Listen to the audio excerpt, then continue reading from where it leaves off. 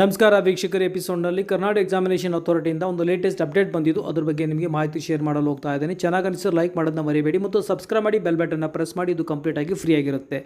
So ಏನು information ಅಂತಂದರೆ, general merit ವಿದ್ಯಾರ್ಥಿಗಳಿಗೆ ಯಾರು ಇನ್ಕಮ್ ಸರ್ಟಿಫಿಕೇಟ್ನ ಅಪ್ಲೋಡ್ ಮಾಡಿಲ್ವೋ ಅಂಥ ವಿದ್ಯಾರ್ಥಿಗಳಿಗೆ ಅಪ್ಲೋಡ್ ಮಾಡಿ ಅಂತ ಹೇಳಿ ಇನ್ಸಫಿಷಿಯೆಂಟ್ ಲೀಸ್ಟಲ್ಲಿ ಹಾಕಿತ್ತು. ನಿಮ್ಮೆಲ್ಲರಿಗೂ ಗೊತ್ತಿರುವ ಹಾಗೆ ಭಾಳ ಜನ ಕೇಳ್ತಾ ಇದ್ರಿ.